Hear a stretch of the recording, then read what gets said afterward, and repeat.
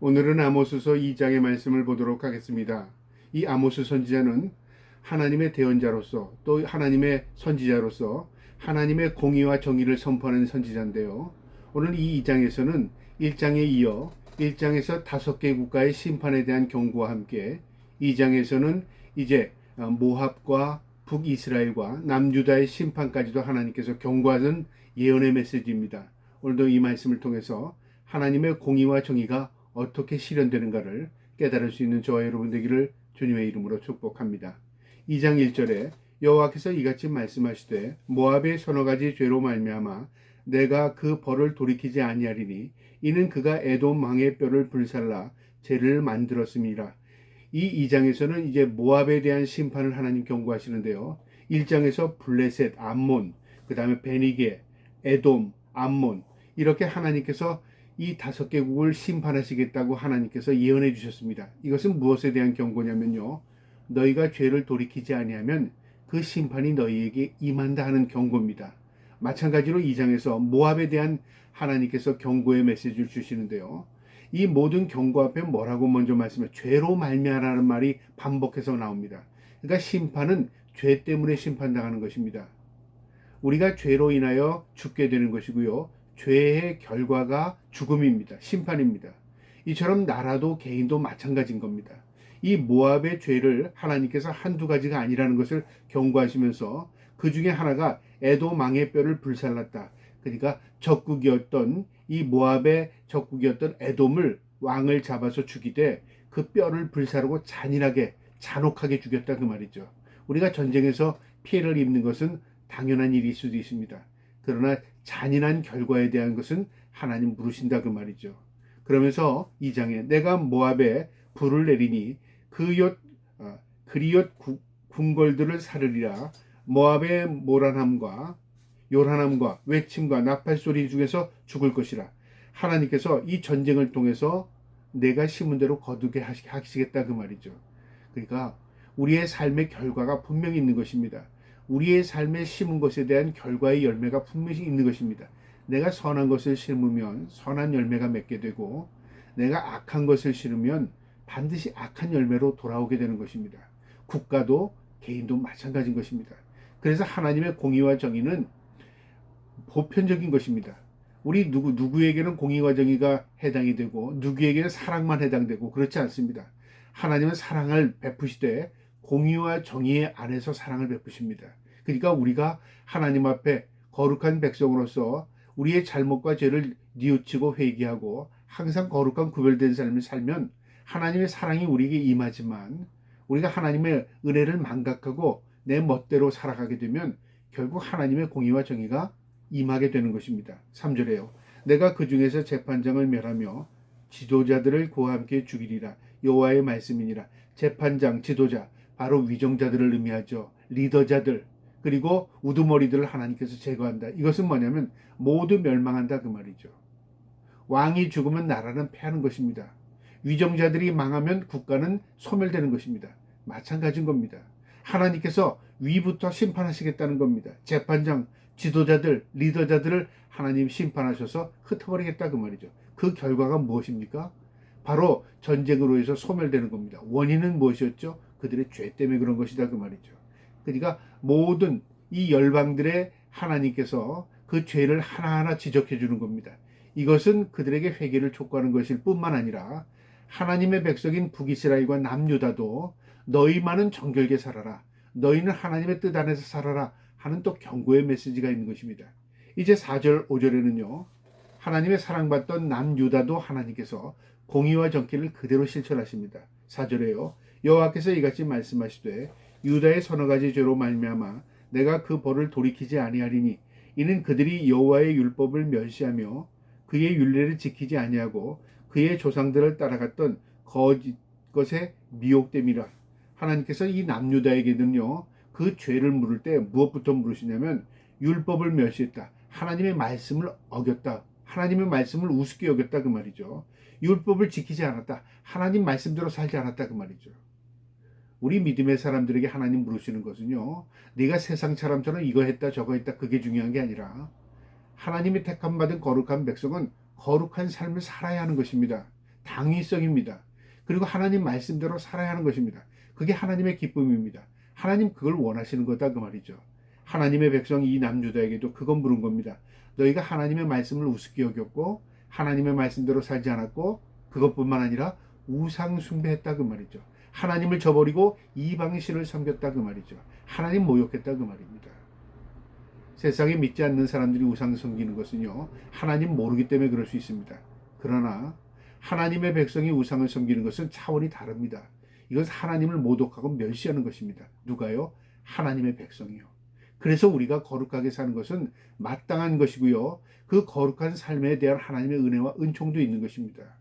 남유다는 하나님 말씀 저버리고 말씀대로 살지 않고 우상 숭배하는 것, 하나님 그거 지적하십니다.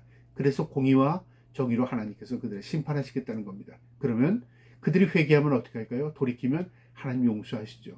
그런데 그렇게 하지 못했습니다. 그 다음에 6절부터는 북이스라엘에 대한 경고입니다. 여호와께서 이같이 말씀하시되 이스라엘의 여러 가지 죄로 말미암아 내가 그 벌을 돌이키지 아니하리니 이는 그들이 은혜를 받고 의인을 팔며 신앙켈레를 받고 가난한 자를 팔며 은혜를 받고 의인을 팔며 자신도 하나님 앞에 죄인임에도 불구하고 하나님 은혜를 입어서 그들이 하나님 백성 된 겁니다. 전적인 은혜입니다. 우리가 무엇이 잘났고 우리가 무엇이 특별하고 우리가 하는 세상 사람보다 공의롭고 정의로운 삶을 살아서 하나님 우리 구원해 주셨을까요? 하나님 백성 삼아 주셨을까요? 착각입니다. 전적인 하나님의 은혜를 입은 겁니다. 그 은혜를 입은 자는 전적인 그 은혜 아래서 살아야 하는 것입니다. 이스라엘도 마찬가지입니다.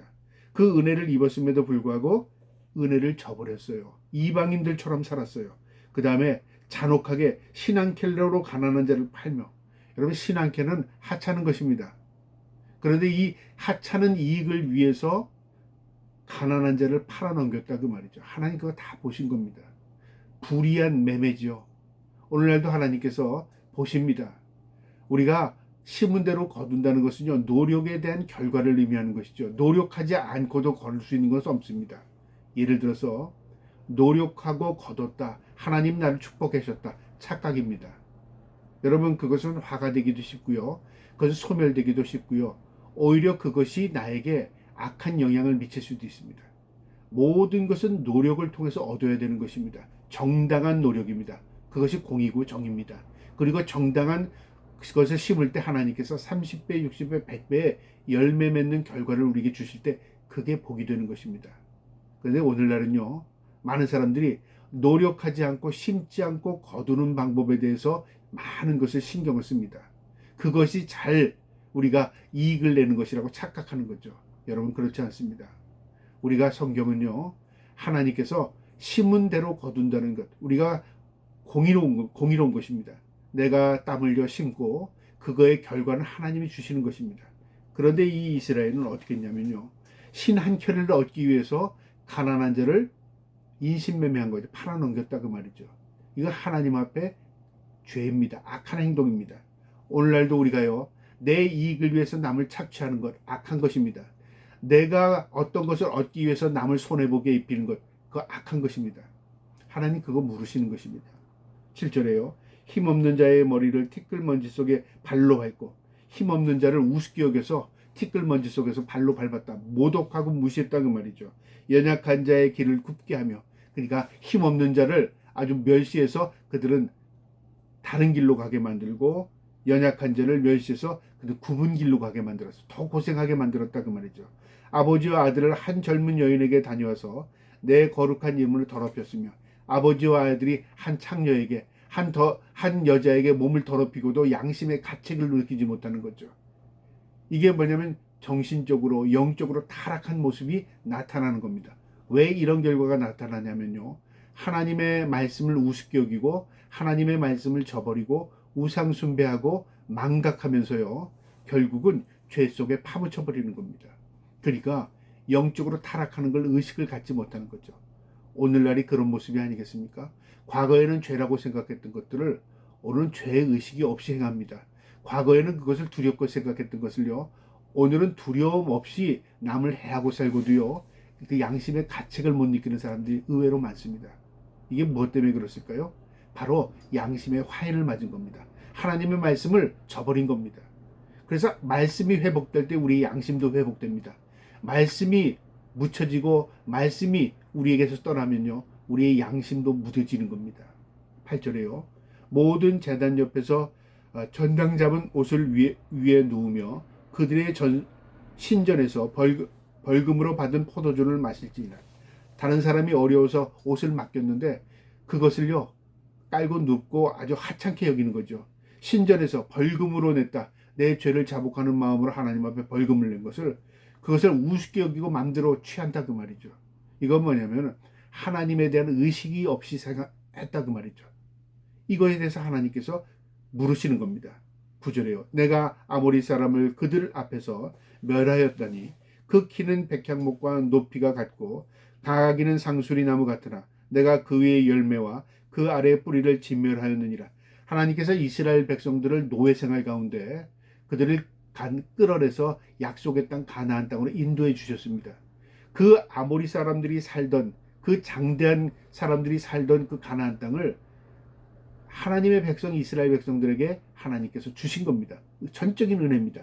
하나님이 다 하신 거죠. 그들을 내쫓게 하셨고 그 비옥한 땅을 하나님께서, 약속의 땅을 하나님의 백성들에게 허락하신 겁니다. 그런데 그들은 망각한 거예요. 과거의 모든 은혜를 잊어버렸다 그 말이죠. 10절에 내가 너희를 애굽 땅에서 이끌어내어 40년 동안 광야에서 인도하고 아모리 사람의 땅을 너희가 차지하게 하였고 하나님께서 가나안 땅을 너희에게 은혜로 주셨다 그 말이고요. 11절에 또 너희 아들 중에서 선지자를 너희 청년들 중에서 나신인으로 삼았나니 이스라엘 자손들아 과연 그렇지 아니하냐? 이는 여호와의 말씀이니라.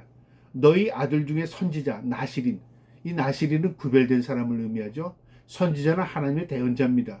하나님께서 특별한 존재로 그들을 구별해서 거룩한 백성 삼으시고 선지자 같은 나라를 만들었다 그 말이죠. 은혜입니다. 전적인 은혜입니다. 우리를 비유하면요, 죽을 수밖에 없는 죄인을 하나님의 은혜로 예수 그리스도의 보혈의 피로 씻어서 죄 사해 주시고 자녀 삼으시고 우리 은혜로 하나님께서 덧입혀 주셔서 하나님의 거룩한 백성, 나라 백성 삼으신 겁니다. 우린 전적인 하나님 은혜로 입은 사람입니다. 그럼에도 불구하고 그들이 그 은혜를 망각한 거죠.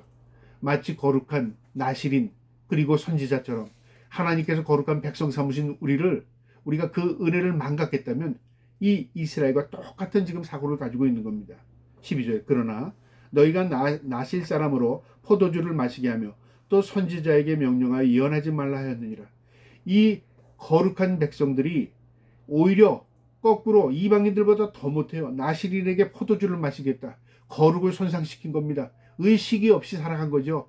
구별된 백성임에도 불구하고 구별의식이 없었어요. 그 다음에 이 하나님의 말씀을 전해야 할 이 선지자에게 하나님의 명령을 예언하지 말라. 하나님의 말씀 전하지 말라. 그러니까 무엇입니까? 영적으로 다 타락하고 죽은 겁니다. 하나님 그거 보신 겁니다. 오늘날도 마찬가지입니다. 하나님의 백성이 의식 없이 살아가고요. 하나님의 백성이 이 세상에 취해서 살아가고요. 하나님의 백성이 세상 사람처럼 살아갈 뿐만 아니라 세상 사람보다 더 못된 의식을 가지고 살아간다면 어떻게 될까요? 하나님의 심판이 너는 구원 백성이니까 별도야 그렇게 하겠습니까? 예외가 없습니다. 우리가 하나님 앞에 택함 받은 백성이 은혜입니다. 그러나 우리가 은혜를 저버리면요, 하나님의 공의와 정의의 심판은 우리에게 동일하게 임하는 것입니다. 그래서 깨어 경성해야 하는 것입니다. 어떻게 해요? 하나님의 말씀을 회복해야 하는 것입니다. 13절에요. 보라 곡식단을 가득히 실은 수레가 흙을 누름같이 내가 너희를 누르리니. 이 수레에 곡식단이 가득 찼으면 이 수레가 무거워지지 않습니까? 무거운 수레가 흙밭을 갖게 되면 이게 바퀴 자국이 납니다. 이게 무게로 짓눌려서요. 그러니까 너희에게 무거운 짐이 되겠다 그 말이죠. 하나님이 우리에게 은혜로 우리의 모든 것들을 떠받쳐 주시고 우리를 보호해 주시고 산성이요 요새가 방패가 되셨던 하나님께서 오히려 거꾸로 우리가 하나님의 말씀을 떠나고 우상 숭배하고 우리가 의식 없이 살아가고 구별되지 못한 삶을 살아갈 때 오히려 예수를 믿는 게 우리 짓눌림이 돼요. 오히려 걸림돌이 될 수 있다 그 말이죠. 그래서 십자가는 믿지 않는 자들에게는 우습게 여기는 것이죠. 걸림돌이 되나 우리에게는 하나님의 은혜가 되는 말씀이 있습니다. 여러분, 똑같은 것이지만 내가 어떤 삶을 사느냐에 따라서 은혜가 되기도 하고 화가 되기도 하는 것입니다. 14절에요. 빨리 다름박질하는 자도 도망할 수 없으며 강한 자도 자기 힘을 낼 수 없으며 용사도 자기 목숨을 구할 수 없으며 다른 박질 잘하는 자, 강한 자, 용사, 능력 있는 자가 자기 능력을 행하지 못하고 삽니다. 힘 있는 자가 자기 힘을 내지 못합니다. 용사가 자기 목숨도 구하지 못합니다. 어떤 결과가 있죠? 내가 무엇을 가졌다가 중요한 게 아니라 내가 하나님의 은혜를 저버리고 살면요, 내가 가지고 있는 모든 능력이 다 소멸되는 것입니다. 하찮은 것이고 아무것도 아닌 게 되는 것입니다. 그거 인식하며 살아야 합니다. 15절에요. 활을 가진 자도 설 수 없으며 발이 빠른 자도 피할 수 없으며 말 타는 자도 자기 목숨을 구할 수 없고, 용사뿐만 아니라 무기를 가지고 있고 빨리 다름질을 치는 사람, 말을 타고 도망하는 사람도 하나님의 그 심판을 피할 수 없다 그 말이죠. 이건 무엇을 의미합니까? 인간이 자신의 그 상황을 이해하지 못하고 자신이 하나님과의 관계가 멀어지게 되면요, 결국은 그 결과가 자기에게 화로 돌아오는 것입니다. 그것을 깨달아야 합니다. 마지막 16절에요. 용사 가운데 그 마음이 굳센 자도 그 날에는 벌거벗고 도망하리라. 여호와의 말씀이니라. 하나님의 심판이 임하게 되면요, 아무리 자신이 강한 힘이 있고 용사가 있고 능력이 있을지라도 하나님의 심판 안에 피할 자가 없을 것이다 그 말이죠. 모두 다 그 심판을 맞게 될 것이다 그 말이죠. 이건 무엇을 경고하는 겁니까? 너희가 하나님을 인정해라. 하나님 앞에 너희 죄를 자복해라. 너희가 거룩한 백성으로 다시 회복해라. 그리고 하나님 앞에 두렵고 떨리고 살아라. 그 경고입니다. 오늘 이 아모스의 말씀이 저와 여러분에게 주신 경고의 말씀이 될 뿐만 아니라 이 말씀을 통해서 우리의 믿음이 회복할 수 있는 저와 여러분 되기를 주님의 이름으로 축복합니다. 아멘.